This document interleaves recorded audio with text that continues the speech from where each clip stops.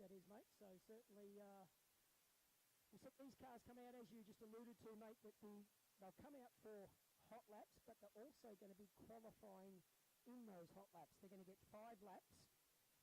They're only qualifying against the cars on the racetrack. So this is their heat race that they're coming out in for their hot laps and qualifying. So be mindful of that. Yes, they are qualifying, but this is their heat race. Qualifying against each other. So that's going to be interesting. Sorry, so that's going to be interesting as well, because they've got to make sure that they don't get balked behind the car. As you said, with only 5 laps, that's not a very much amount of time to get the cars wound up and really make that lap count to set themselves up for the later on in the night. Yeah, exactly. But then these guys, majority of these guys have done laps. So the number 45, the yellow and white car down there in turns 3 and 4, that is Jai Stevenson. He's an ex-V8 Dirt Modified Australian champion. He's out of Hobart.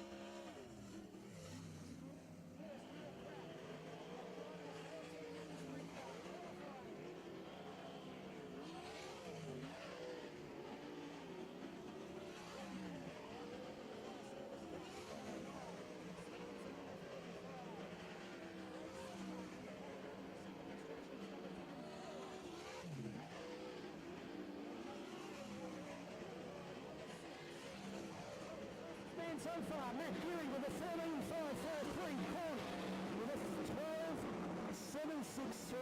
He's gone quicker. Stevenson with a 12.656. Skipper with a 12.955.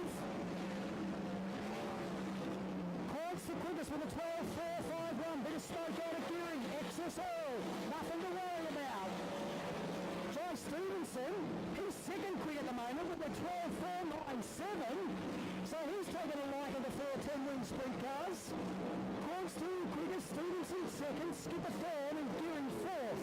Stevenson jumps to the top of the table with a 12.175. Geary across the line. Goes to the top of the 12.159.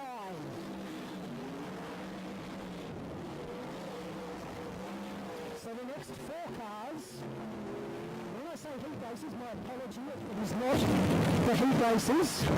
My apologies, they are qualifying in their groups and then they will be seeded into their heat races.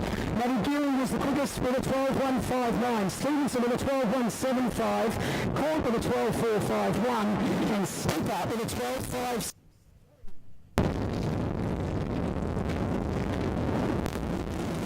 We spoke to these two Scorcher Motorsport, number 57. Alex Orr out there in the Miranda Villages, number 43. Daniel Cassidy out there in the Challenger Kitchens, number 15. And Chris McInerney from Young in the CMAC Concrete, number 40. I do believe we do have a live stream up and running right now on the Sprintcar Association New South Wales Facebook page.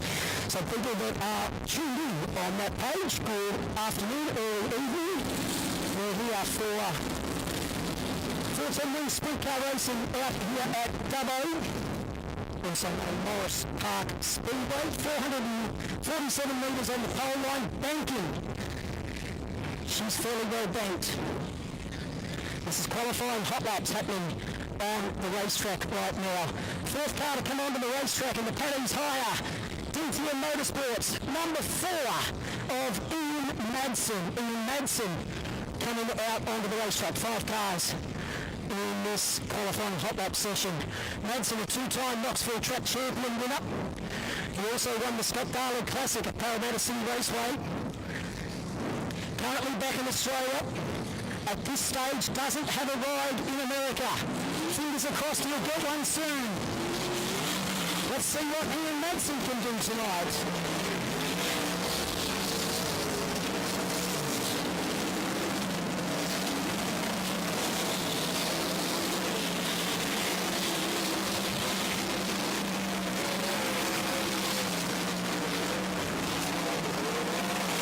see times start coming through for this second group of qualifying.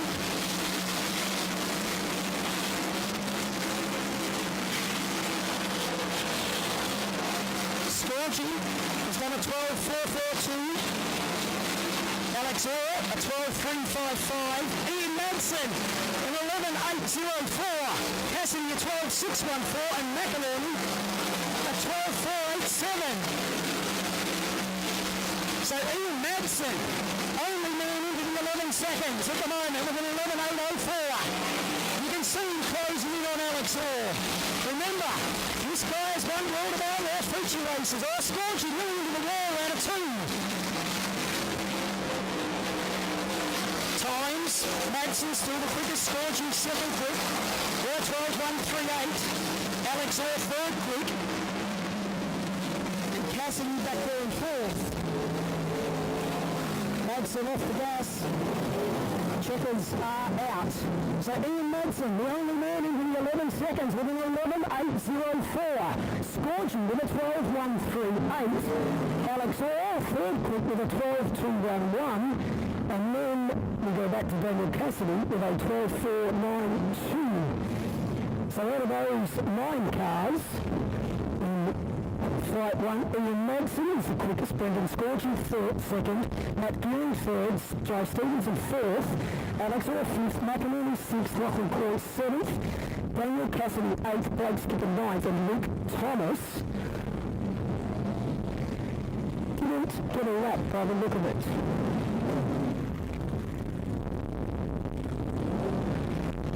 So they've been good. Out on the track now. Yep. Perfect. Thanks, buddy. So Thomas out on the racetrack by himself.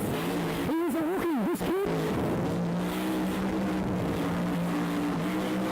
From Silverdale out in Sydney's West, near Penrith. Out on the racetrack in this Western Sydney Mechanical number 15 car. His old man's Matty Thomas. Matt's done several laps in sprint cars. Wingers, you name it, he's probably raced it, as the whole Thomas family has. Luke's done quite a bit of racing of late, and they've been taking him away racing. Let's see what time he has done so far. He's done a 12.679, 12.597.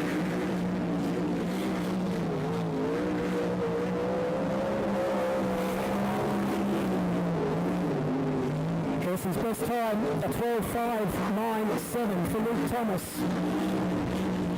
Can he improve it on this final lap? Young Luke Thomas, he did a 13.231, so his fastest time was a 12.597. That puts him fifth quick in that Flight 1 qualifying. Well, we've just got a bit of quietness. Looks like the guy over here to drive Stevenson, ex-V8 Dirt Modified Australian champion. As I said, he went out and first real time in a 14-wing Sprintcar. Explain without swearing. So it was quick time, eh? Oh, damn it. But it was, yeah, no, it was good. Got Luke Oldfield's given me, I brought his old motor off him and seen him make the car settle down and it was driving around quite comfortable. Do you notice that big thing on top? Yeah, I'm still getting used to it, so another 50 metres I might know what it does, but yeah, it feels good out there at the moment. Good luck for the rest of the night, mate. Thank you. Giles Stevenson in the 45 car. Brett, good to see you 14-wing sprint cars out there at that event. Yeah, it's been a while, as you said, as I alluded to earlier. It's been a while since they've hit the clayway here at David. We're really excited to see these cars go around, and we just sort of, as you just sort of seen the last car out there, Luke Thomas, it should have been technically second-year racing, but due to the pandemic what we've had over the past couple of years, he's had a bit of travelling. This is his first real season, and for him and the whole team, the Thomas family, to go travelling like down to the Classic and do all that stuff down there, what they did over the past couple of months, it's nice to see him get his laps under his belt and finally add another race straight, because as I said, his old man's raced anything and everything, and as has the whole Thomas family. They've been around the sport for a long time, and it's good to see Luke having the race track at only 17. Very, very true. Out there in the 83 car is Peter O'Neill in the 83. Jeff Lawler in the 41 car. Luke Geary out there in the 97 car. And Zach Patriota in the 42, the black and red and grey car. Let's see what these four guys can do. In qualifying, group number 2.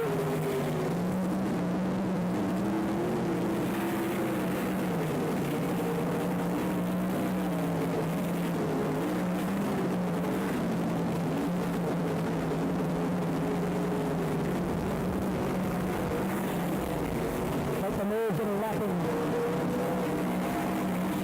Before we start calling some times.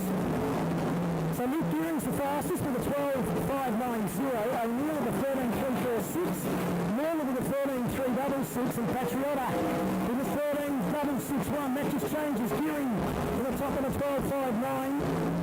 Patriota 13.315. O'Neill 13.346. And Lawler with that 13.366.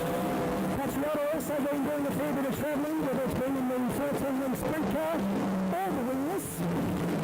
Went to Wangaratta last weekend. O'Neill had a bit of a moment in turns 1 and 2. Jeff Lawler went to the bottom. Caught the inside pole line, picked up a little bit of dust. Checkers are out for this qualifying group. So Luke Gearing's your fastest with a 12.590.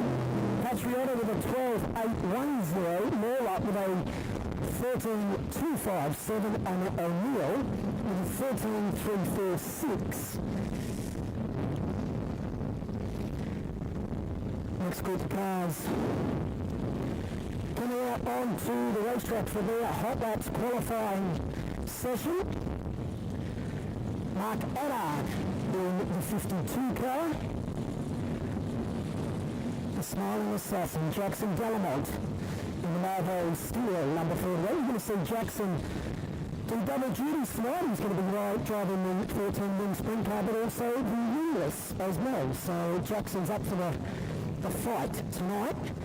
In the Seller Motorsports, KRGS number 56 is Nick Seller. Nick Seller in the 56 car. In the Rocket, flick earth moving number 92. None other than Sammy Walsh. Sammy Walsh out there in the 92. We're going to quickly grab Matty Gearing as he's flying back towards the car. Hey Matty, before they put on the green lights, just explain what it was like out there. Good. Fast track. First time in the car for 2 years, so it was a bit of a shock, but lots of fun. Mate, a little birdie told me you guys have got some giveaways for the kids at the end of the meeting in the truck. Yeah, we got lots of shirts. We're going to do a sale, so we got all heaps of kid shirts in there. If anyone wants to come down and have a look. Matty Gearing in Queen Drive number 6. Oh, trouble for Salah. Zeus clips have come loose on the bonnet. He's not going to be able to see where he's going to go. So there's his qualifying done. Let's see what Sam Walsh can do. So it looks like they've brought the yellow on for Nick Seller. The bonnet has come loose on that car. Whether the Zeus clips have broken or they haven't broken, at some stage someone might have forgot to put them in. I'm not saying that's the case, but it certainly could have been that.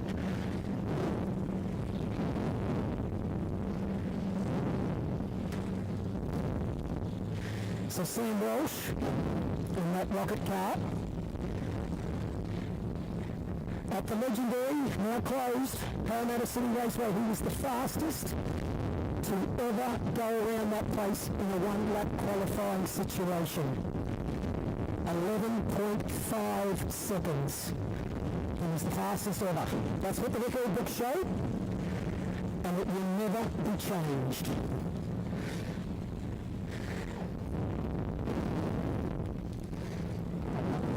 Stu, you said Walsh at 11.5 around Valvoline Raceway, Parramatta Raceway. Ian Madsen tonight, 11.8 here, I mean 3/10 off. Very, very similar in times, and obviously as the track, as the night goes on, the track obviously gets thicker. Those times will slow down, but tell you what, they're still pretty quick around here. And last time, actually one of the first times I was here commentating the sprint cars, one of the rocket cars was driven by Matt Young. He was on the podium.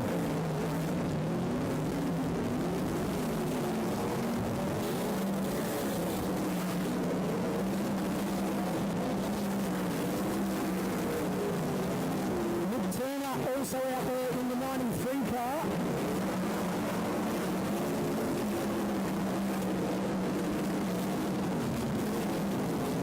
Sam Walsh and Jackson Delamont side by side. Sulla obviously back out there with those Zeus clips back in.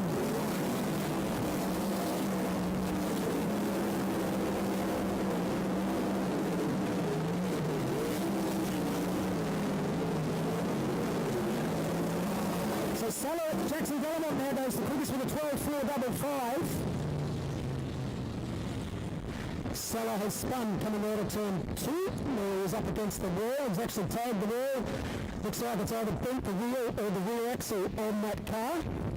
Certainly the wheel is bent. Well, that is just rolling back. I'm certainly going to say it's the wheel more than anything. Just going to quickly grab Ian Madsen here.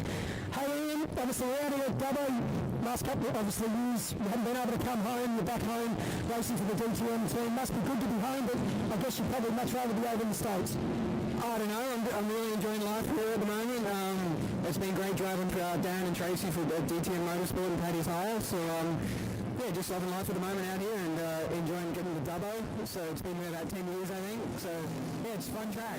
We'll catch up with you a little bit later on, but Ian Madsen, remember he went quick time, so the wheel is certainly been on Sulla's car. So Delamont with a 12.455.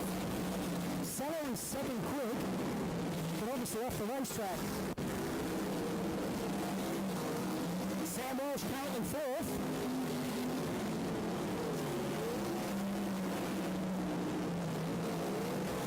Track will get a slick groove on the bottom side of the racetrack. Checkers are out. Sandy Walsh has gone to the top with a 12.305. Delamont with a 12.455. Sulla sits third with a 12.530. Gearing fourth. So qualifying 2 sits this way. Sam Walsh 1, Jackson Delamont 2, Sulla 3, Gearing 4th, that's Luke Gearing. Patriot off 5th, Mark Abbott 6th, Nick Turner 7th, Jeff Lawler 8th, and Peter O'Neill sits 9th. Shane Finch on the spanners for the Sulla Motorsport team.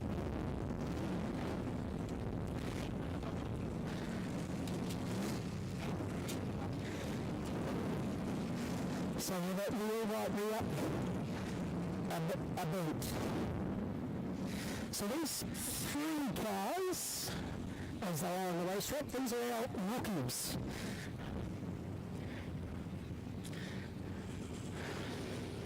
In the NS18, the ex-Sean Dyson owned car is Robert Munro. In the 18, Brett Habson in the 92 car, an ex-road racer.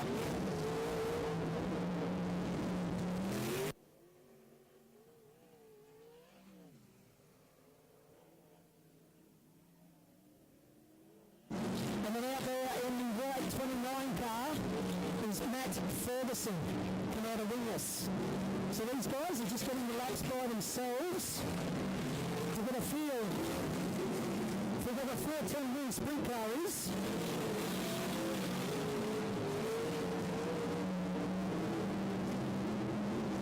So Habson has done a 14.429, Ferguson a 15, we're now going quickly with a 14.521. And no time for Robert Munro just yet in that 18 car, so he doesn't have a transponder on the car. Last car's on the racetrack for qualifying. Looks like Rocky Court is going to come back out on to the racetrack in number 9. We'll just try and find out why. Munro has a bit of a moment coming down the back straight.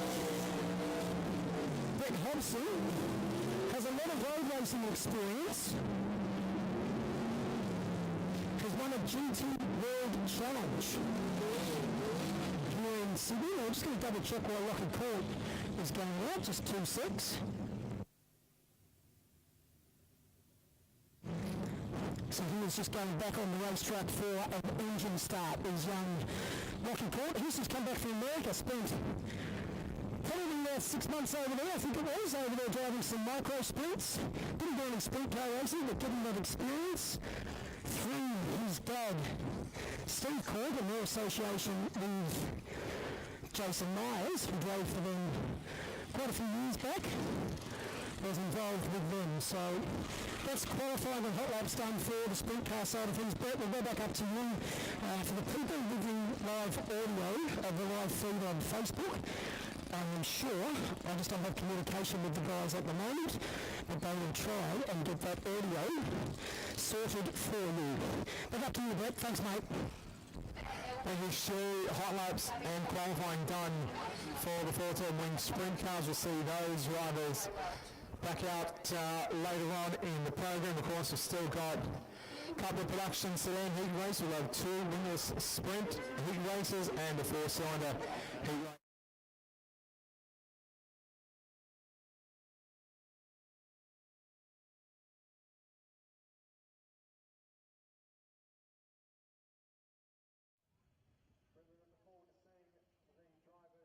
How they handle the clayway here at Dubbo Speedway. Getting pretty hot outside, so there's plenty of vans. Keep the hydration levels up, and we've also got some merchandise behind the tower here, thanks to Speedway staff here. I think it's going to get a little chilly later on tonight. Grab yourself a hoodie, grab yourself a shirt. As the sprint cars get pushed back to the pit area, so we're going to go through the rest of the program for later on tonight. And with that being said, we'll take this opportunity to pay a couple of bills and be back in just a few moments' time.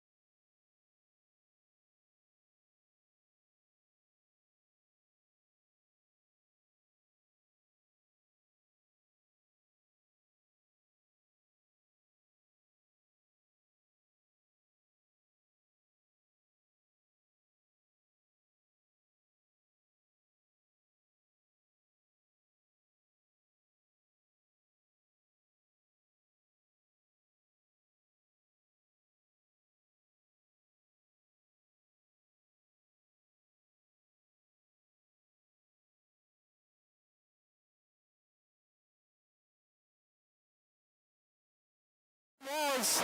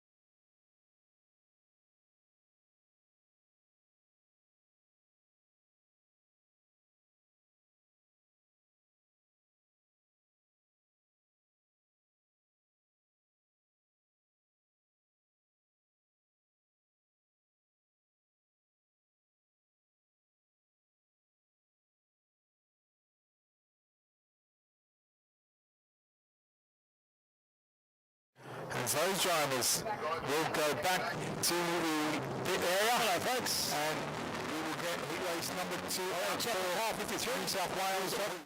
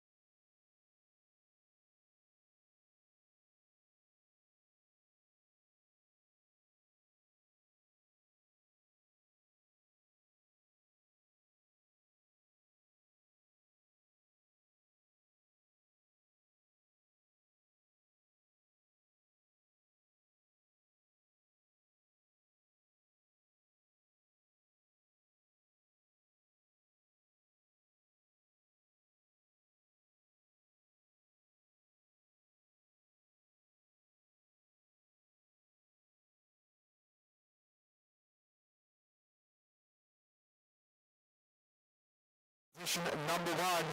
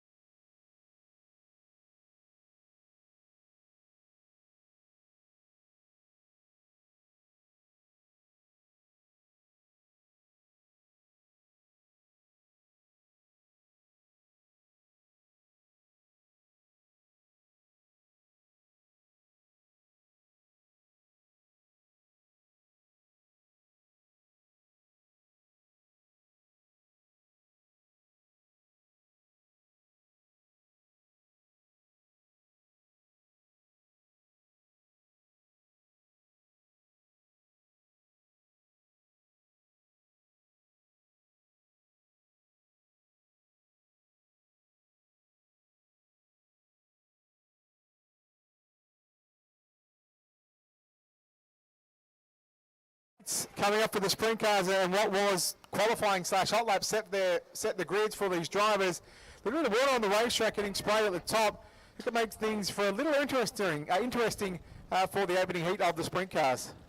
Yeah, it will be. I don't know if they'll be super excited about seeing that going out on the top side of the racetrack. Yeah, I can understand that. Just going to keep that there, but whatever comes down onto that slick part of the racetrack is going to be certainly interesting. It's a very distinct slick racing line right through the middle and on the bottom part of the racetrack from having the other divisions out there. Obviously seeing the wingless just then do their thing. Tyson Williams taking the win from Marshall Brighton and Mark Brighton home in third. So it was certainly, obviously with the sun baking down, it's still about, I think it was roughly around 28, 29 degrees early on. Nice little breeze blowing here at the same stage, which is cooling things off just ever so slightly. But yeah, it's super cool to have 4 10-wing sprint cars obviously here at Morris Park Speedway, or Dubbo Speedway as it's known. Great crowd here, and fantastic to see all you Speedway people here. Be pretty cool to sort of get a bit of an idea of how many people out of Dubbo are here. So if you want to put your hands up just to give us a bit of an idea of if you're an out-of-towner, put your hands up. Let's see how many people have travelled out here to Dubbo. You can see Peter Physick sitting up there from Global Speedway Tours. Yeah, quite a few from out of town, and obviously a lot of locals here as well, which is fantastic to see. If you haven't been around, Brett, and you know this, next weekend, brand new $72 million Speedway opens up at Eastern Creek Speedway. Going to be a super exciting weekend down there next Saturday night, Brett. Absolutely, and you could almost say for some of these drivers, if not, you know, 3/4 of these drivers, it's almost a good hit out if they haven't had laps under their belt over the past couple of years. And as we know, that there's been very little sprint car racing over the past couple of seasons, and you know, unless you travel down to Victoria or you travel up to Queensland, there's not a lot of drivers in this field that have done the laps, you know, and obviously good preparation for next week. Yeah, it is. Give these cars a shakedown if you haven't had the chance to do that, obviously. So a few of these guys, most of these guys have actually been away and done a little bit of racing. So, yeah, getting to be able to give the cars a shakedown here tonight. One thing I can announce for next weekend at Eastern Creek Speedway, and we'll just make sure these cars aren't going to go green, because I want to make sure people can hear it.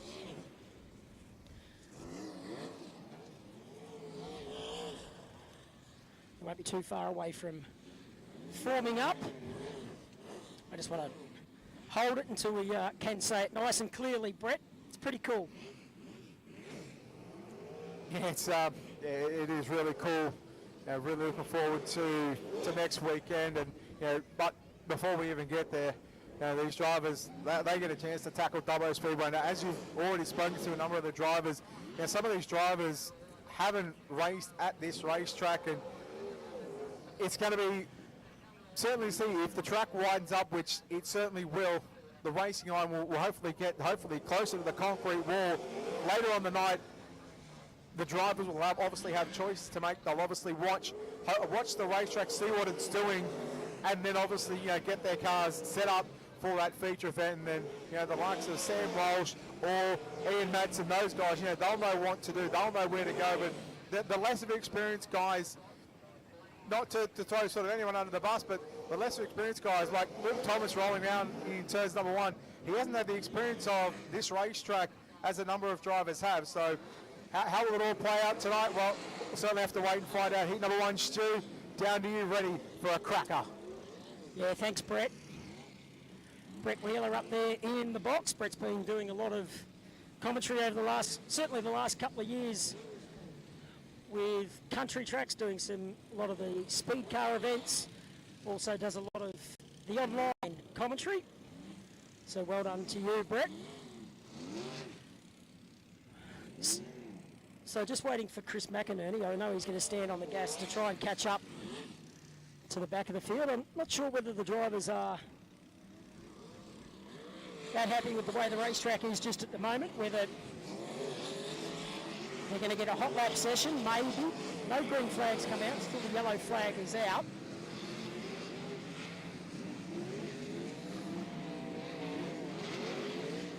So Ian Madsen will definitely be on pole because he was the fastest of this group.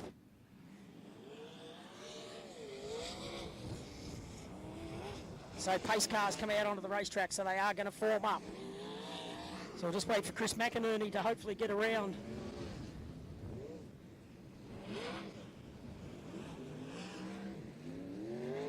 To his spot, pace car out on the racetrack.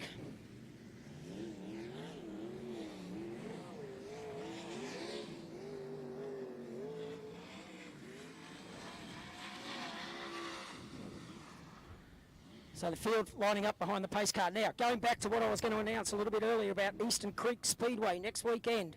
Grand opening of the $72 million Speedway. For people that can't make it to the venue, there's been a lot of inquiries. Will there be a live feed? I can announce it right here, right now. Yes, there will be. It will be on SpeedwayAustralia.tv next weekend. Will be live on SpeedwayAustralia.tv. Eyes are on the racetrack here at Dubbo though. Heat number 1, sprint cars, 4 10-wing sprint cars, methanol burning monsters. I haven't got to do this for 2 years. We're green. Madsen gets the jump. And straight upside down is Jai Stevenson. The ex V8 Dirt Modified champion has gone upside down in turn 1. Red light on the speedway. Top wing damage. Bit of front wing damage to that car as well. We'll just stay back, let people do their jobs, and plus I don't know how far the microphone is going to get. Just looking at our Sprint Car Association New South Wales official, John McRae up there. I would almost say straight away that Jai Stevenson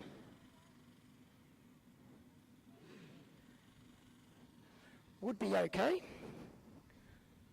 Officials climbing in to help get him out. Now from my vantage point, I can see him moving around. Helmet and Hans device has just been taken off.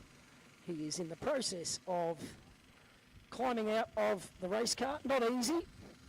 And at the same stage, for people that probably can see here at the venue, can certainly see him climbing out. And I'm sure his race car, if he walks down this way, we will have a... He's just talking to the officials up there, paramedics, but once he's given that... Oh, that's what I've done. That's what's broken. That's what we need to fix. So, no doubt, Jai. Race number 1 in his first heat race of a 410-wing sprint car to go that way.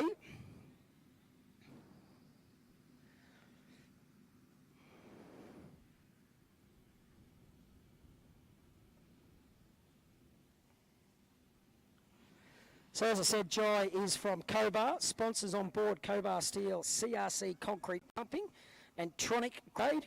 He was the 2000 Queensland, so arts by the look of it.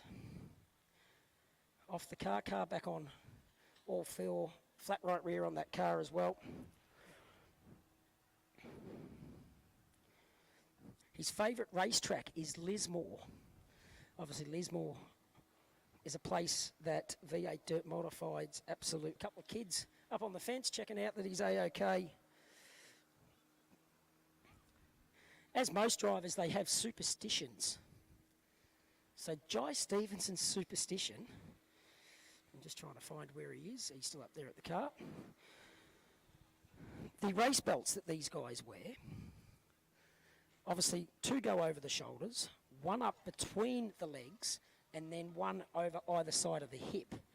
So for males, obviously we all have something else down in that area. He has to make sure he's nice and comfortable in that area when that harness is all done up. So that is Jai Stevenson's superstition. Not to embarrass Jai, but he just walked away and left his helmet up on the concrete, totally out of this car. a lot of broken bits, shocks, radius rods, torsion arms is done. Cars pushing away to get heat number 1 back underway. Now I know you really don't want to talk to me right now, but real quick, you're okay, that's the main thing by the look of it. What happened though? A bit amateur by me, bit amateur by Dubbo Speedway putting that water truck out there, so. So there are, so that is what most of these drivers would have been probably just thinking of right there and then.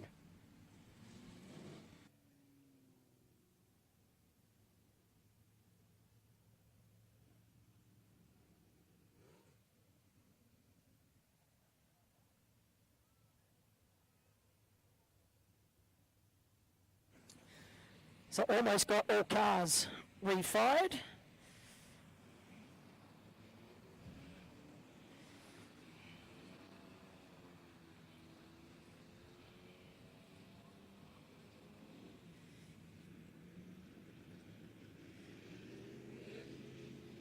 So it'll be a complete restart.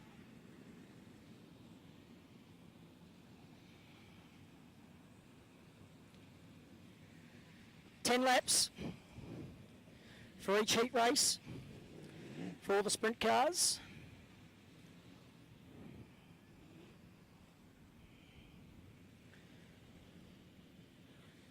Just super, super cool to be back at a dirt track.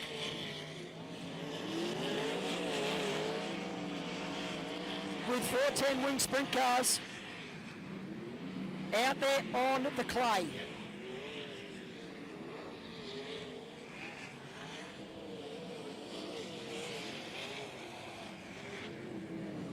All the boys just having another feel for the racetrack. Ian Madsen starts on pole.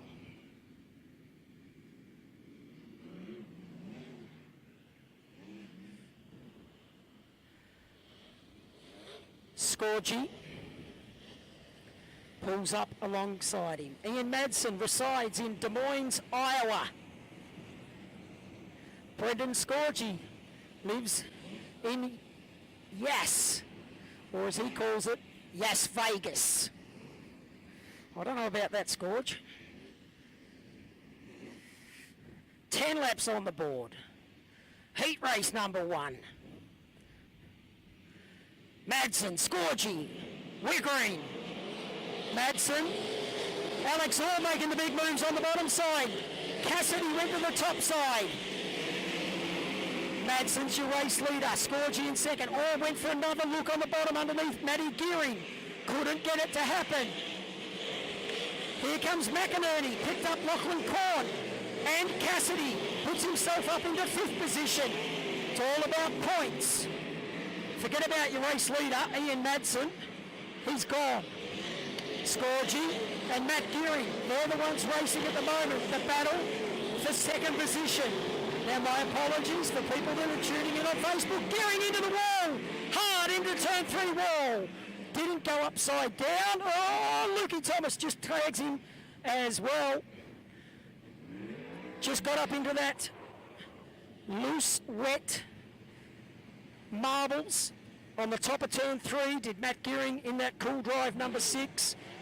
Tagged the wall hard with the right rear and went around, did not go upside down. So as I was about to say, the people tuned in on our live stream on the Sprint Car Association of New South Wales Facebook page. Good evening. Just got to give a shout out to Kennard's Hire out here at Dubbo for supplying the scissor lift that one of our cameramen is on. So thank you very much to them for that. So it looks like they're going to push the 6 car of Gearing off.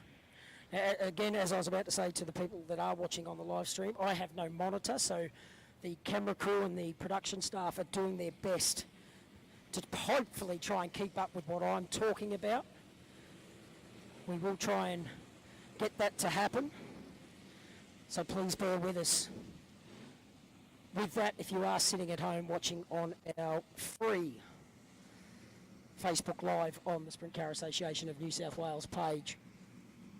And thank you very much to the Sprint Car Association of New South Wales for doing this, forking that out, because there is a cost to obviously do the production for that. So Chrismic Industries, Michael Geddes and his crew doing it here tonight.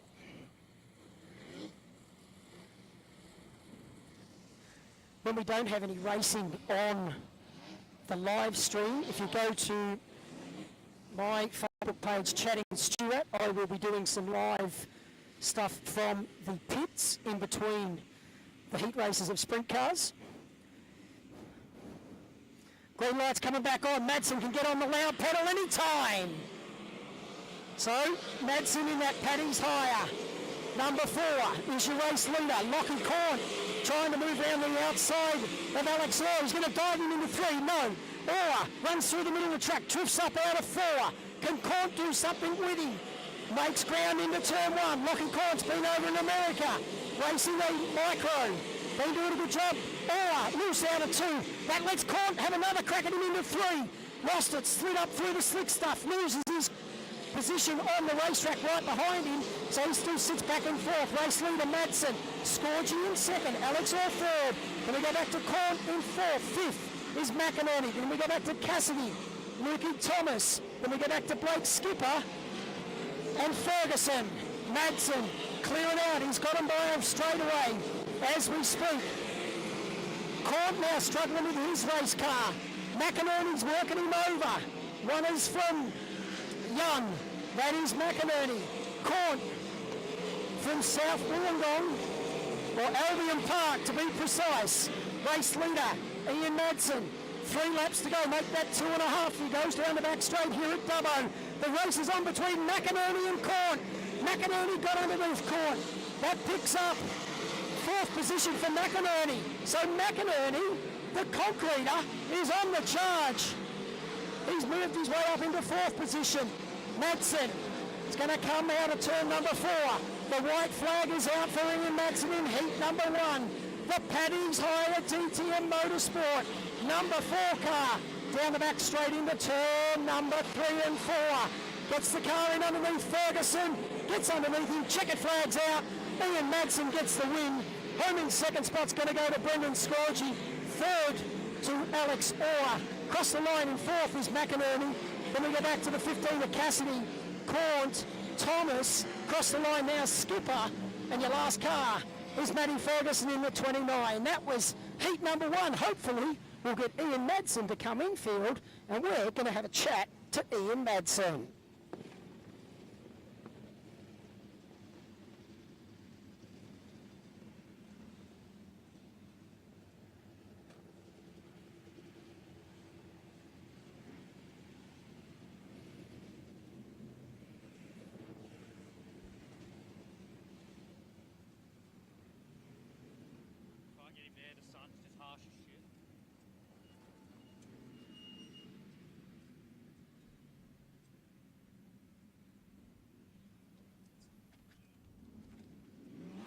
So he's just getting the helmet off. We've got to just run the 2 microphones down here, one for the live stream and obviously live here at the racetrack.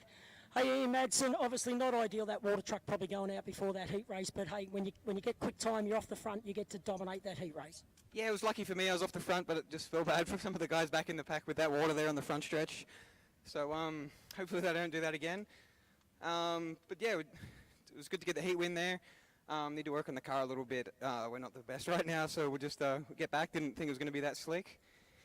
And just let the guys go to work. And I can't thank Darren and Tracy enough for letting us come down to Dubbo and race this weekend. And hopefully we can get a win for the Paddy's Hire car.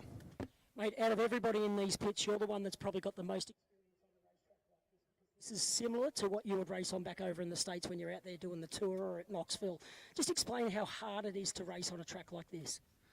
It's difficult because it's easy to get frustrated and easy to overdrive it. So it takes a lot of finesse, and if you don't have a good car, you're kind of a sitting duck out there. Obviously these cars have 900 horsepower. You've got a lot of power underneath your right foot. How much pedal were you using then? We're probably using about 300 horsepower there. So, I don't know, about half throttle. Good to see you here, you're smiling, mate. That's a good way to start the night, and who knows, we might be talking to you by the end of the night. Hopefully, mate. Thank you. How about putting your hands together for Ian Madsen, ladies and gentlemen, taking out heat number 1.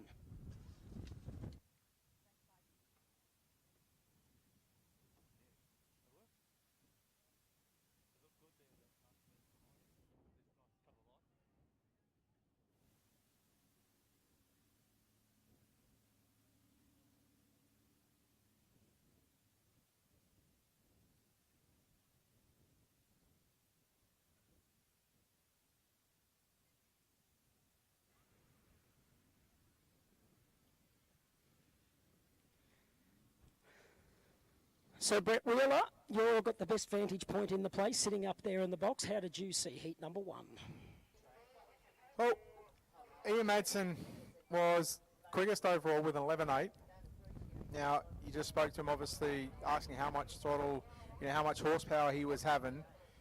We go to his fastest lap time was a 13.252 compared to an 11.8.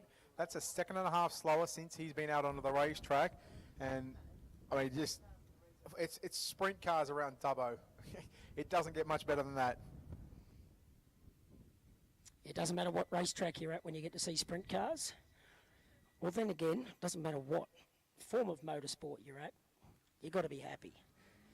Better than sitting on the couch at home, not watching motorsport, being live at a track, nothing better.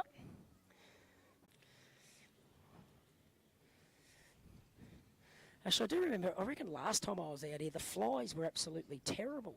It's great to report there's bugger all here tonight. I guess the wind's keeping them away. Heat 2 coming out onto the infield.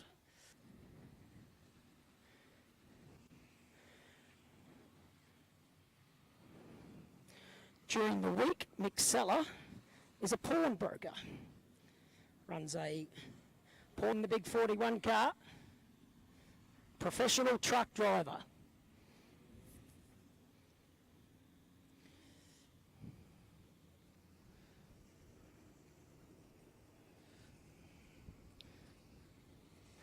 Mark Addard coming out onto the racetrack. Professional chicken puller. That's the Addard family. Bit of history about the 18 car. Last year, that car was driven by Carson Macedo, obviously driving for the Dyson Motorsport team. That car has been bought by Robert Munro. Robert has an association with Sean Dyson through motocross. Never driven any kind of speedway car until the practice session at Eastern Creek back in December. And this is his first full tilt in a race car at a meeting, speedway meeting. So Robert Munro out there in that number 18 car. Yes, it is the ex-Carson Macedo car, and I'm pretty sure they were going to tape it up. I'm sure they have. I can't tell from my vantage point, but on the nose cone of the top wing, it used to say Larson, Kyle Larson. Just a nobody. I don't know if many people have heard of him, but that was his top wing originally. So, interesting. That car's got quite a bit of quality about it. It's got a KRE race engine.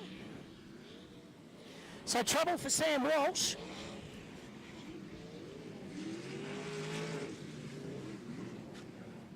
Meter shuffle, car fires. So whether the car wasn't quite in gear or something like that, but I bet you Dad John Walsh, somewhere there on the back stretch, well, he was earlier, would have been wondering what was going on. So this is heat number 2.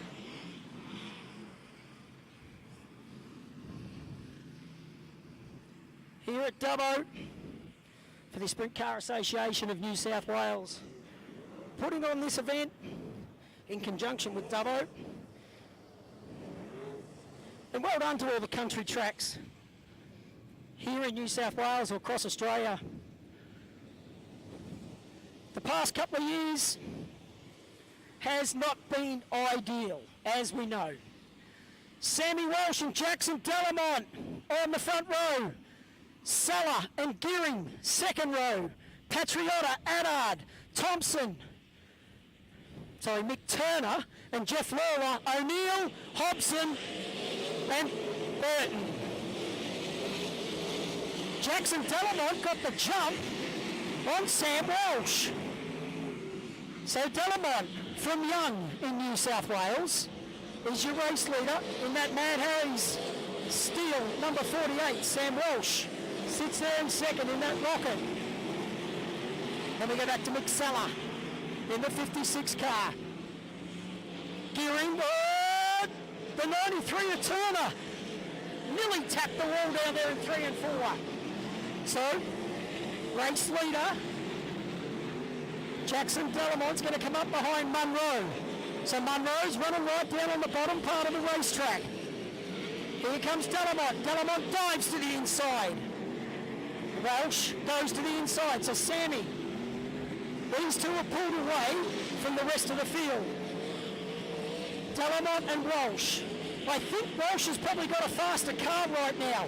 He's just starting to work out where he needs to roll around this racetrack. Pushes coming out of turn 4. Loses a little bit of ground. Catches up slightly into 1 and 2. Next car on Delamont's shopping list is Brett Hobson, the ex-road racer, trying his hand at dirt racing. 410 wing sprint car. Sammy Walsh and John Walsh own that 92 car. So Sammy got underneath him. Now they're going to come up onto Peter O'Neill. So O'Neill in the 83 car. Delamont comes in. Sammy Walsh is all over the back of him now. 3 laps to go. Delamont goes to the outside of O'Neill. Walsh is just sitting there. Walsh needs to go. Comes up behind O'Neill. Hasn't cleared him. Munro runs right through the middle. Delamont got past him easy. Sammy lost a bit of ground. 2 laps to go. What has Sammy Walsh got in the Rocket 92? Or is the young driver, Mad Harry's, Jackson Delamont? He's going to come out of turn 4. The white flag will be shown. 1 to go for heat number 2. Sammy's tugged on that top wing. It's right back now. It's high and back. It's like a Scandinavian ski slope. Down into turn 3 and 4. Jackson Delamont out of turn number 4. He takes heat number 2. Home in second spot goes to Sam Walsh. Third will go to Sulla across the line now. Fourth will go to Gearing. Then we go back to Patriota. 41 of Jeff Lawler. Mick Turner in the 93. Then we go back to Mark Attard. Then we come back to Peter O'Neill. And we're going to chat to Jackson Delamont.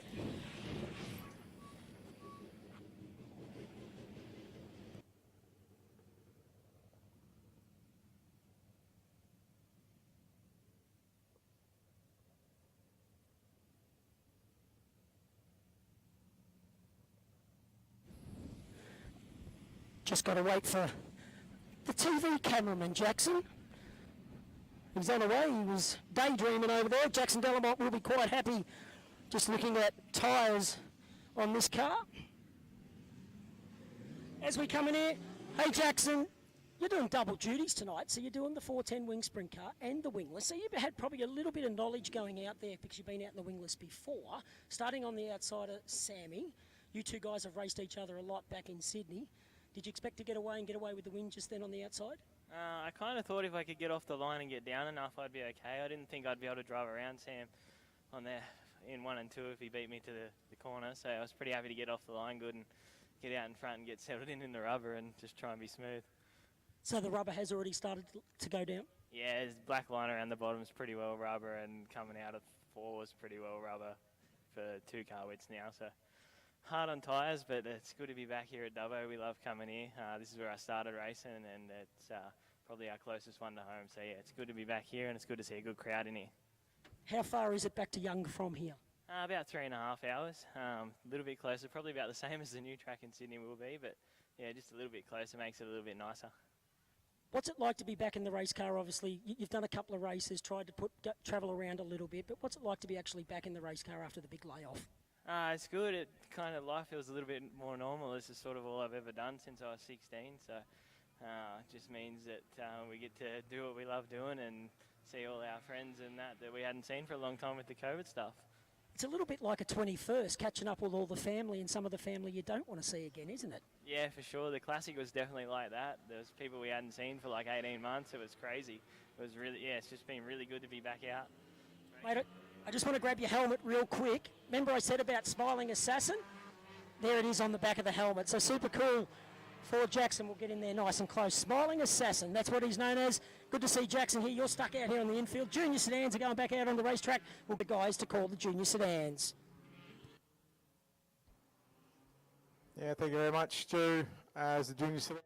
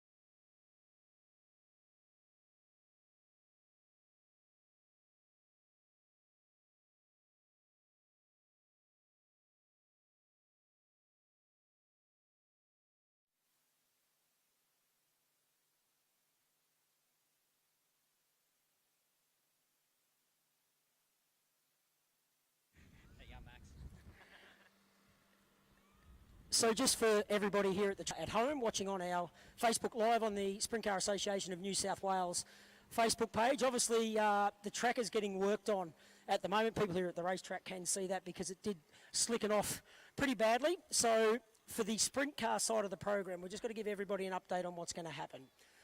Originally, there was going to be 2 heat races and then a B main and an A main. The officials have gone around and spoken to each sprint car driver and given them some options and to find out what they thought should happen. They've all given their piece of advice to the officials. Then all the drivers come back together and had a group meeting with the officials, and this is what they've decided they're going to do. The second round of the sprint car heats have been cancelled, and the main reason for this is because of tyre wear. For people that don't realise, tyres, and we'll talk to these 3 guys that we've got out here on the infield with me as well about this, tyres are very, very hard to get into the country from America at the moment. So that's one of the reasons. What we're going to do race-wise, a B main is going to go out on the racetrack with 8 cars. The top 4 will transfer into the A main. It'll be over 15 laps, and then the A main, they will decide after they see how the track is whether that will be 20, 25 or 30 laps. So officials are trying to do the right thing by, once the competitor and you guys, the race fans sitting here, more importantly at the racetrack, and for people sitting at home watching on the live stream as well. So to my left, to your right on camera, we've got Ian Madsen, then we've got Blake Skipper and Chris McInerney, and you can see they're all so rapt to be out here. I'm going to start with Ian Madsen. Dino, you're sitting on pole for the A main, which is obviously a great result for you. It's a great start to the night, and just keeping a close eye on what's going right now, and hoping we can get the track back to where it would have put on a good race. And we'd just love to thank all your fans for sticking it out. I know all this dead time sucks, but we'll make it up for it and put on a great show for you guys. As we said after your heat race, like you're the one with the most experience on what that racetrack was like. Seeing what they're doing now, what do you see? How do you think the track? And it's a bit of a guessing game as well. It's a crystal ball, isn't it? Yeah, it is. Sprint car racing is 80% a guessing game half the time. I could probably tell you what would have been the right option in about a couple of hours. So hopefully we make the right ones. The Dubbo people, they're putting in a great effort here, and I can't thank them enough for getting sprint cars back here. And I just hope your fans love it, and we can come back again. So for people that don't realise what you've been up to, obviously the last, 10 years racing over in America full time and on the World of Outlaws. At this stage, it's sketchy whether you're going to go back to the States, and it's probably going to be about April, I think, or May, you actually said. It's obviously to get back over there and race. Do you have a ride over there? What's happening over there, just to let everybody know? It's all a bit up in the air at the moment. Probably head back around April, May, and hopefully it should have something finalised here in the next couple of weeks. But at the moment, I didn't have anything over there for the start of the year, so I was fortunate enough to pick up this ride out here with Darren and Tracy and DTM Motorsport and Paddy's Hire. So I've just really been relishing the time I get to spend at home, and it's good to see, obviously with COVID and everything, it was a tough time, and I was stuck over there for 2 years. So that's hard to be away from our family and friends, and it's just really good to be home, and I'm just enjoying every minute of it, and especially better that I'm back here racing. I'll touch more on the Paddy's Hire team in a minute of Darren and Tracy, but how hard is it in America at the moment to try and find a ride? Because obviously it's getting harder and harder with financially for everybody in the world, but how hard is it to try and get a ride? Are you not ringing people daily to try and find a ride, or are people ringing you? How does it work? I don't know. I probably should be... Probably one of my faults is never been aggressive enough in hunting the rides like a lot of the younger kids are. It's just kind of not my thing. So I think I've done enough over there now where hopefully I get called up. If not, there's not much I can do about it. But going around calling for people's rides just isn't my style. So, but that's definitely where the sport's gravitating towards is a lot of drivers bringing funding along with them. So, which is what it is. That's all right. But I've been down before, so hopefully I can get back up. Well, you're originally born and bred from St Mary's, so and I say this respectfully, you know how to brawl. I don't know about that. But you know what I'm saying, like it's a figure of speech. Yeah, I think so. I think I won my last fight by about 100 yards. So we'll go back to Darren and Tracy now, Paddy's Hire. Put put this team into perspective, because they've only been around, I'm going to say 4 years, probably forgetting the 2 years we've lost. Yep. But the 4 years of racing, obviously Max Johnson was the first driver of that team, and ironically you're wearing his shirt, which is quite funny. But explain like how their gear is, because you've raced obviously for a full time in a World of Outlaws team. Where does this team relate to what you've been a part of? Yeah, Darren and Tracy, they're relatively pretty green to the sport. No pun intended with the car, but they're newcomers, so they've had a lot to learn, and it's really difficult building a team from scratch. And they started out with Max Johnson, and I think they had a year or two with him, and he's an awesome lad. So, things didn't work out with those guys, and then I was lucky enough to pick up the ride a couple of years ago, just before COVID hit. So it felt like we were getting, by the end of that season, the team to a point where we could contend for the wins, and then we were going to pick it back up the next season, and we had an American crew chief and stuff out here. And then obviously, the whole world changed, and we couldn't really do much for 2 years. So it kind of felt like when we got back here, we were starting from scratch again. So every week's been, a bit of a struggle, but I felt like we learn stuff every week, and we communicate better every week. And Darren he's been absolutely incredible in supporting me, and and then just being patient, because this stuff can take a long time, and Australia has really evolved to the point where it's on par with America, and the days are gone where you're just going to come down and kick everyone's ass. So it takes time, and I only got here Christmas or Boxing Day, and guys have been racing all season, and I hadn't been racing for 3 or 4 months, and the talent pool down here is awesome. Every time you go to a new racetrack, there's new kids you've never even heard of that are just gassing it. So it's tough, but I feel like we're really building on something, and I want to really take this team to the next level. Yeah, which is really exciting for obviously yourself, but also Darren and Tracy and sprint car racing in Australia. Going back to the American side of things, being locked down over there, so to speak, because you couldn't come home, and obviously seeing your dad and catching up with your mates, because I know you've got a real core, strong group of mates back here in Sydney. Yeah. So how tough was that? Was that a mentally tough for you? Yeah, it was, and then it wasn't the best.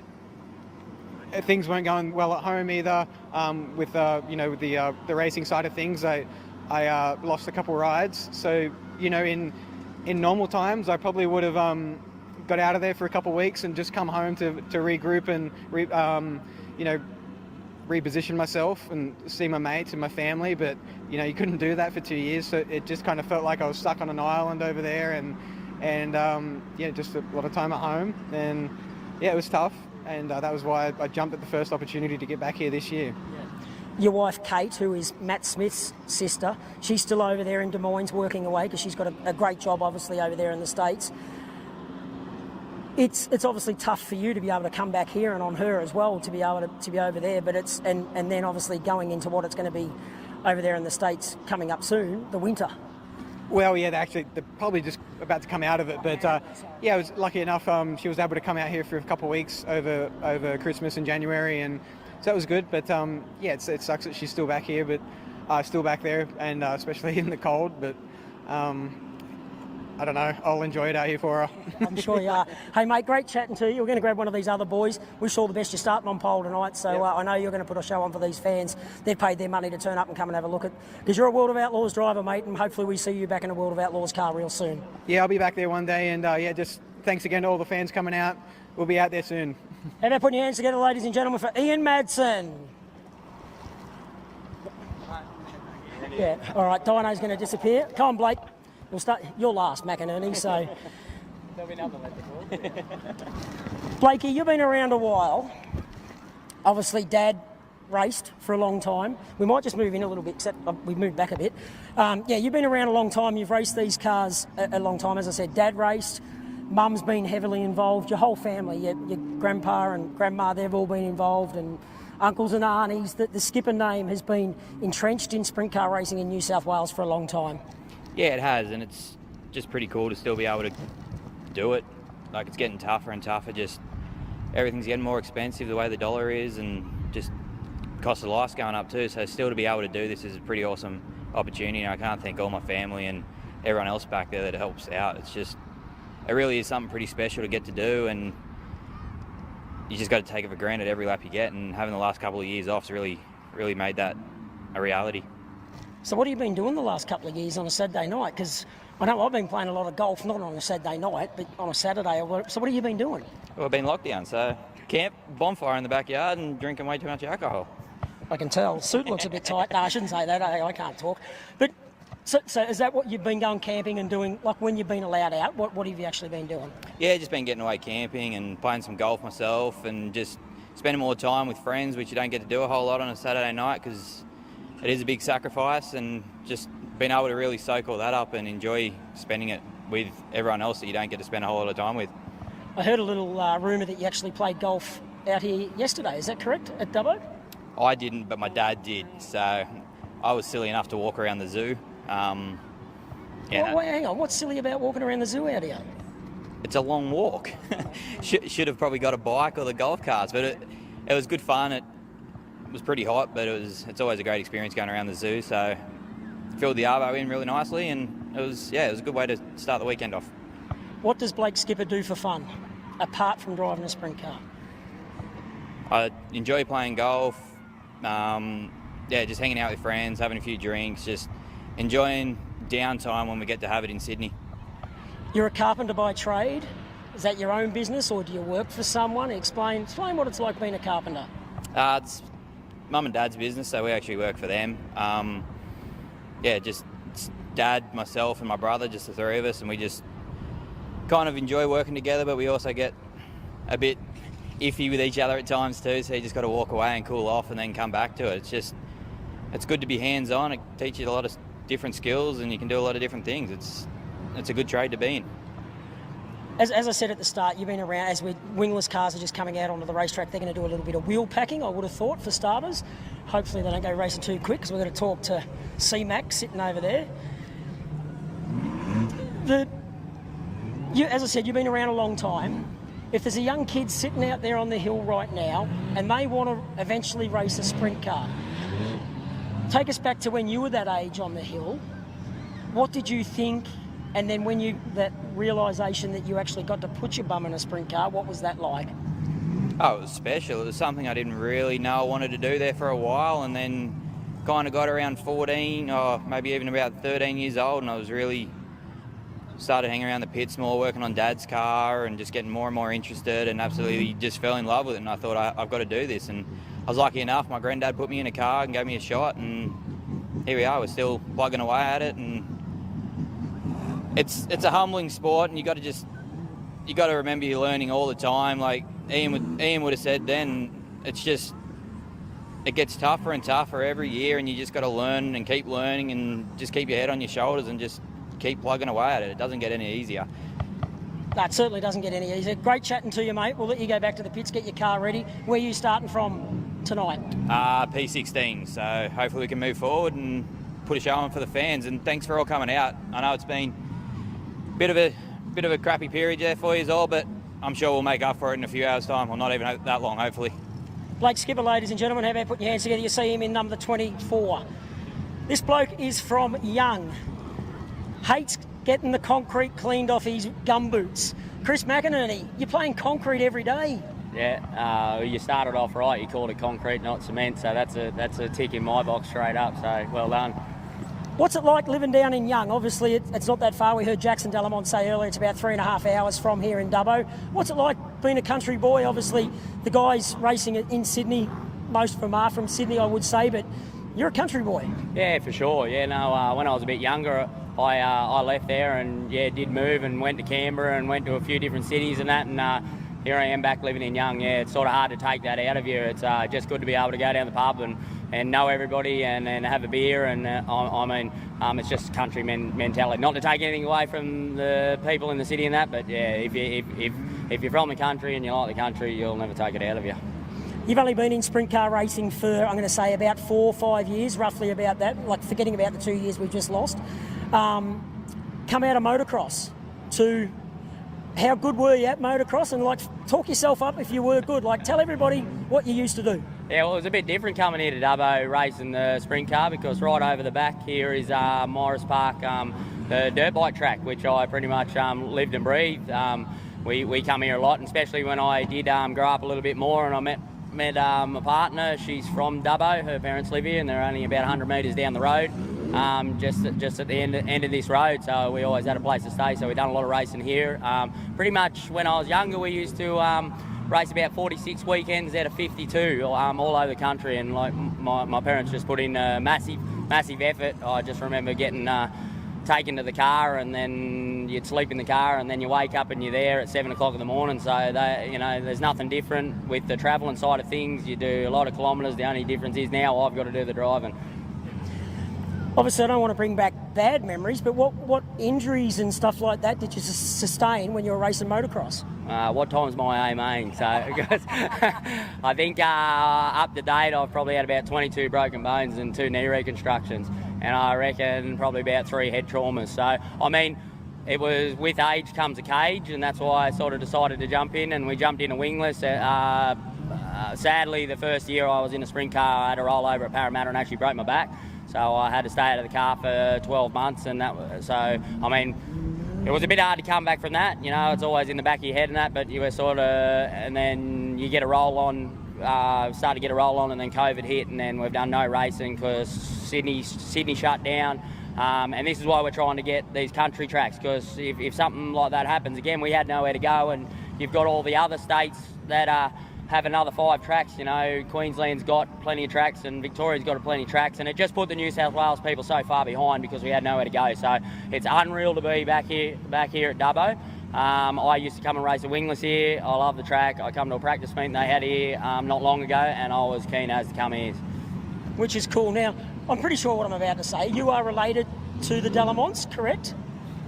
Not by blood, but you could pretty much say, yeah. When my old man used to race Speedway, and when Harry had Quamby Speedway back in Young, and he was the promoter there, my old man was a part-time promoter and helped him out and used to do a lot. And Harry's, we've just known him. We've been family friends for years and years and years, and it's gone from my dad knowing Harry, and then you got Jack and Mick, and we do. And I mean, I think it's good for them that when I got into it as well, and we've got plenty of people from Young now doing it as well. Young Kobe Elliott and Andrew Series, my neighbour, he does wingless as well. So got a little bit of a community going on there in Young for a small town.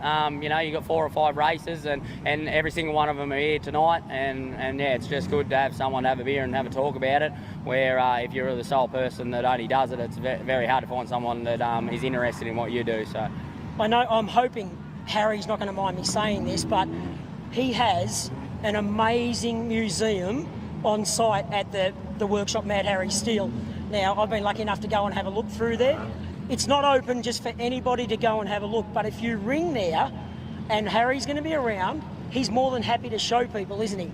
Oh, it's sensational. I don't think you can even explain what it's like. It would have to be. I even would have to say that the stuff that he's got in there and the collection that he's got in there is not only one of the best in Australia, but I think if you travel a lot of the world, he has a lot of cars from America, from Australia, from all over the joint.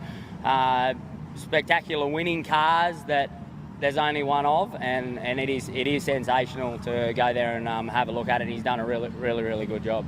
The other thing, though, it's not just race car stuff that he's got there on display. The amount of, and I'm going to say it, the amount of crap he has, but it means something to him, and he can nearly name everything that's in there. Yeah, that's exactly right. I think you'd nearly need 2 weeks to actually get there and go through everything, and to cap on that, if something is moved or if something is missing, he will know. I think because he can't dust everything in there, when something gets moved or something goes missing, and that it leaves a little tiny spot where the dust hasn't hit and you can see where it is, and he picks it up straight away. So yeah, there'd be you couldn't get in there and you couldn't go for. I've got a feeling that Michael and Jackson might have sneakily stole a few parts off some of the Donny Schatz cars and all that in the shed and that, and maybe replaced them with a couple of their worn out parts. But they reckon he doesn't know, but I reckon potentially he would. He does now if he's sitting out there listening. Yeah, that'll be the last time Michael helps me out with any spare parts, I reckon. Hey, mate, great chatting to you. We'll let you get back out there because I reckon the wingless aren't going to be too far away from having a heat race. And then we're going to have the B main out here for the sprint cars. Where are you starting in the A main? Starting out at 9, so we scraped in the top 10, which was good.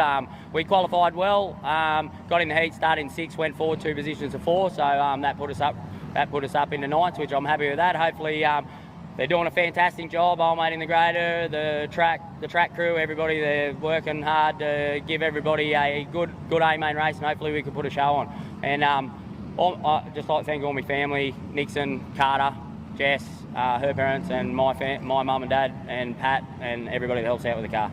Thanks, Chris. Have fun. Thank you very much. So just to recap for people that obviously here at the racetrack and at home watching on the live stream, the second round of heats is gone. We're going straight into a B main after another heat race of the wingless. It'll be over 15 laps. Top 4 cars will make it into the back of the A main, and then the A main for the sprint cars will be either 20, 25 or 30, depending on the track conditions. Hopefully we get 30 lap A main, obviously for you, the race fans here. For the people sitting at home, we're going to jump off the live stream for probably another 10, 15 minutes, I would have thought. Hopefully we'll have cars on the racetrack, and we'll be back with you soon. Thanks very much.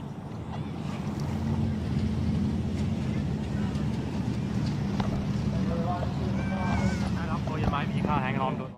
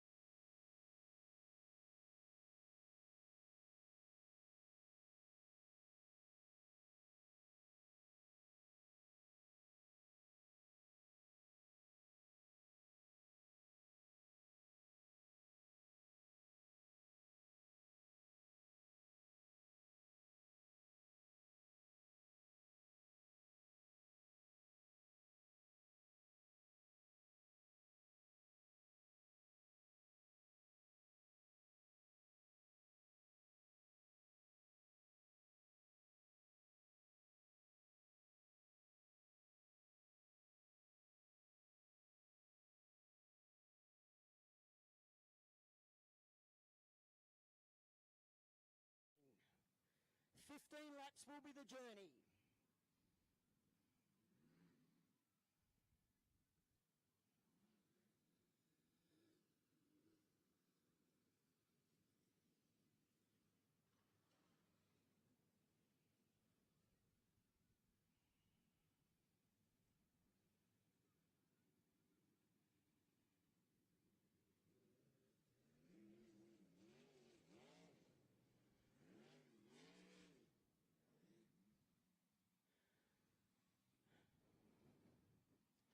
So great work by Jai Stevenson's team, the 45.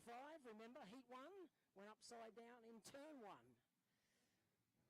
Rear end, front end changed on that car, new top wing.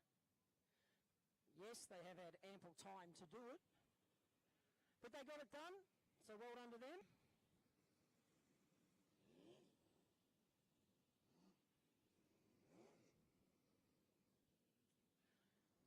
So they're going to line up this way. Peter O'Neill in the 83 on pole. On his outside, Matt Gearing in the 6. Jai Stevenson in the 45. The 29 of Matty Ferguson. Brent Hodgson in the 92. And Robert Munro on the outside. 6 cars, 15 laps, B main, top 4. Transfer through to tonight's A main out here at Dubbo Speedway.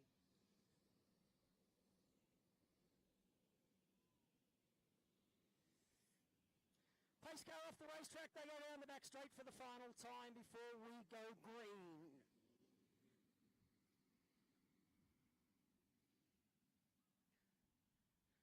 Top job by the track curators. 15 on the board, we're green.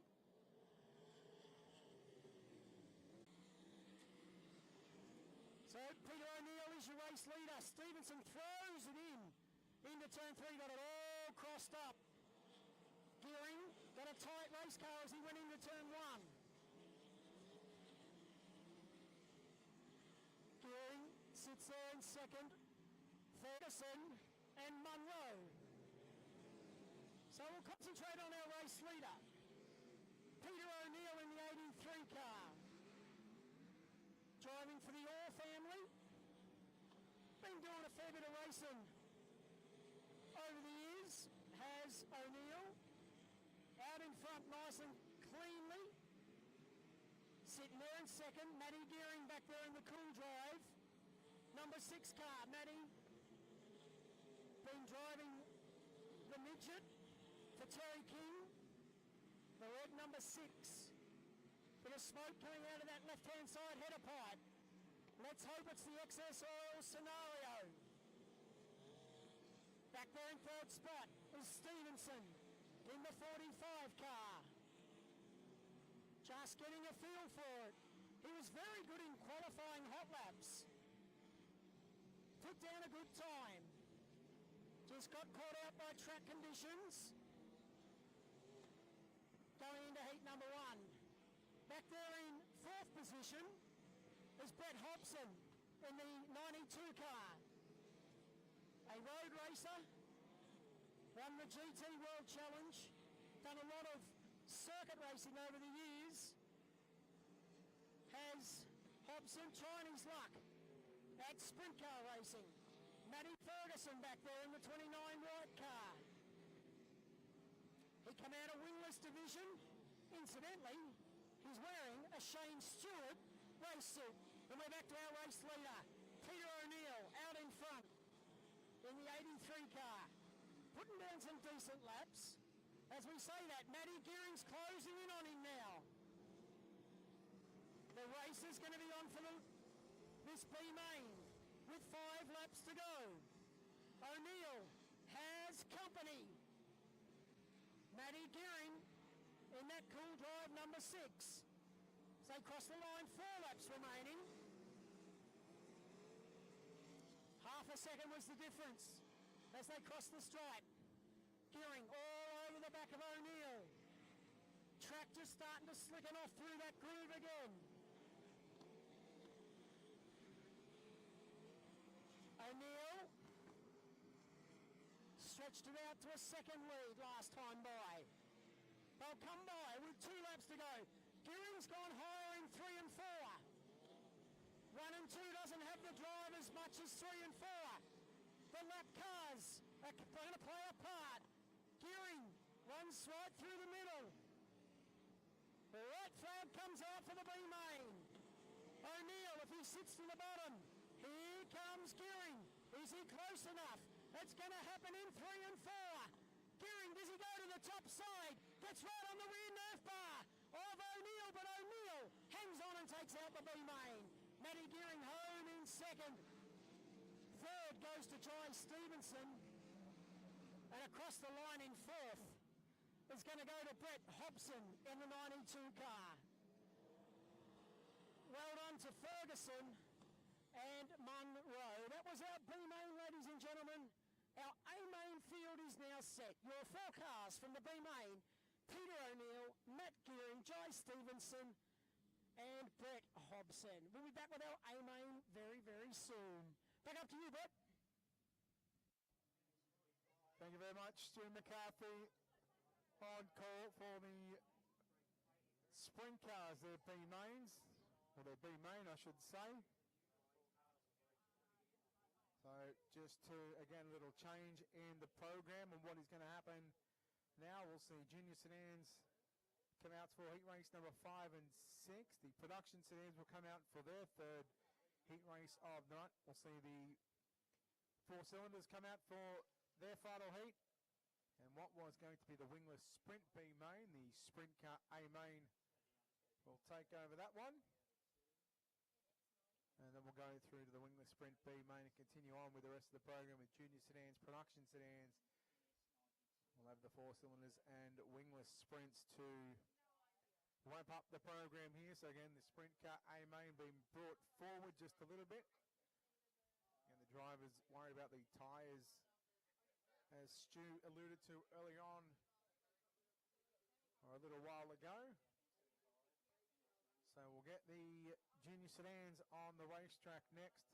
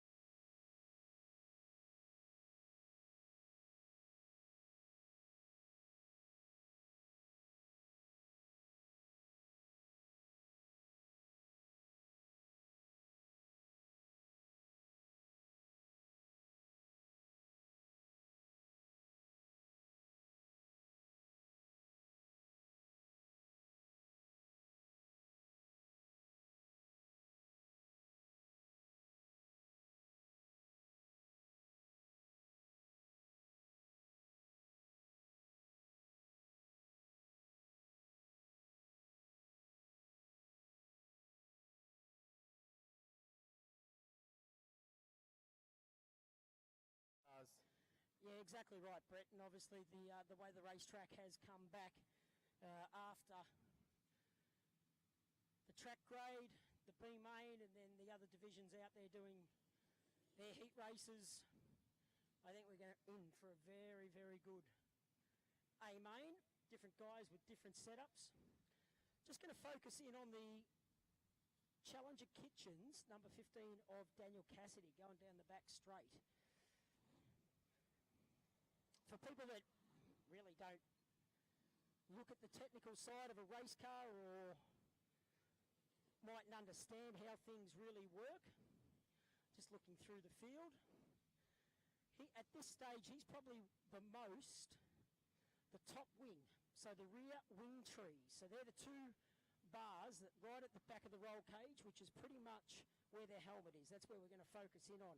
Have a look how high and already how far that top wing is back over those rear wheels.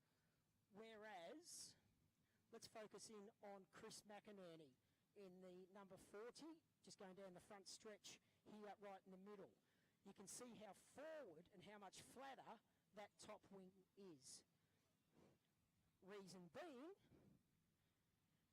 as looks like Daniel has moved his wing back forward, they actually have a hydraulic ram and a lever inside the cockpit. So what they were able to do with their left hand, that's where it is either move it forward or backwards. And that allows the top wing to go back over the rear wheels, which then produces downforce on those big rear wheels. So Daniel now, as we can see before, this is the 15 car on the front stretch. He's got it a lot flatter again now, so he's controlled his wing. Can they do it at speed? Yeah, it's a lot harder to be able to move the wing forward, certainly backwards. They even have little marks on the top of the wing, on the underneath of that top wing, to where they might want that top wing situated on the race car. By the end of this race, with this track the way I believe it'll end up, a lot of those top wings are going to be right back over those rear wheels, producing downforce to be able to get drive off the turns. So we'll keep an eye on that throughout the night in this feature race. I can confirm the feature race will be over 30 laps. So that's what is going to happen, which is exciting, Brett.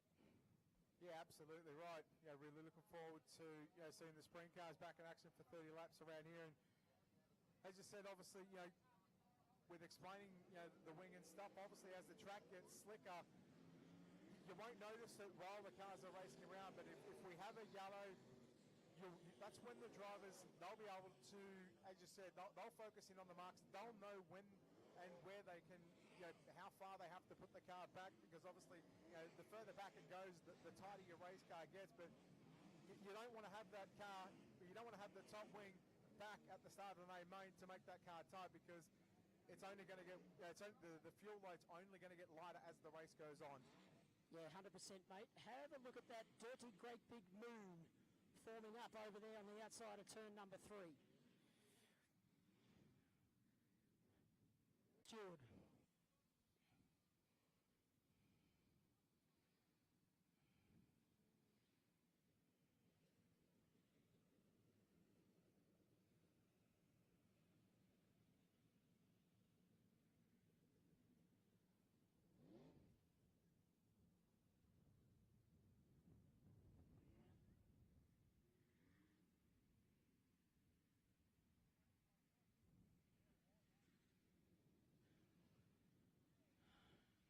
If you can fire it up.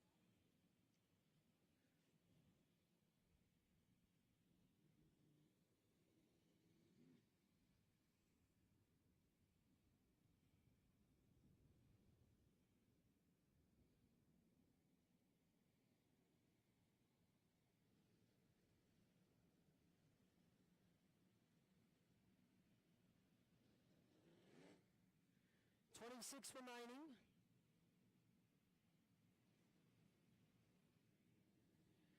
In tonight's A main here at Dubbo.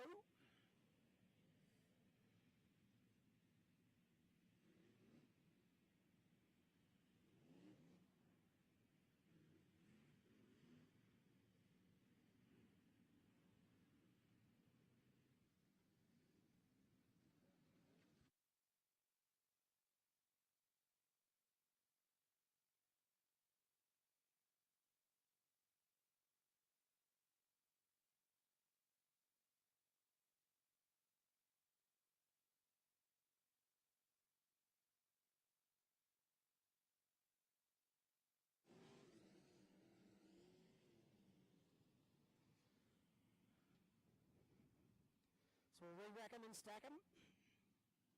Single file restarts as it's been all night. Must stay single file at that cone. Do not pass a car before that cone. Do not get out of line before that cone. Once you get past that cone, game on.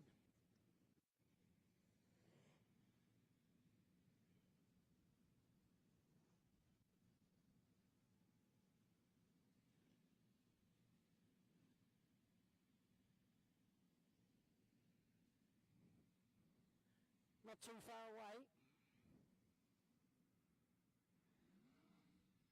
for a restart.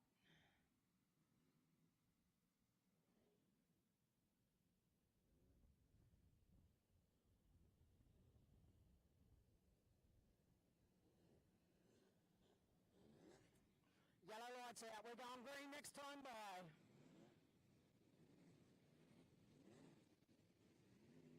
Madsen in the paddings higher, number 4. Delamont in the Mad Harry Steele, number 48. Seller in the Seller Motorsports, number 56. That's your top 3. We're back green.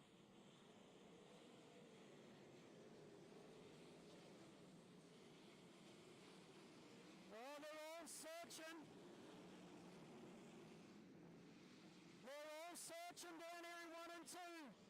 If I was a golf greenkeeper, I would not be happy. Yellow. Luke Thomas around in turn 4.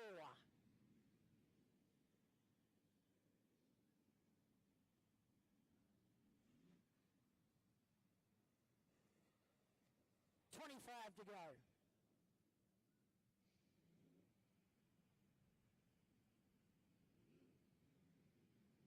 Rich's cone will go back out.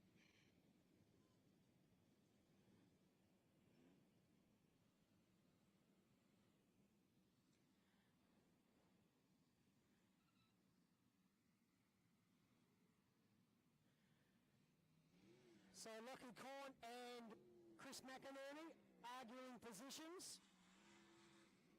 Lockie Corn is to slide where he is now. That's the beauty of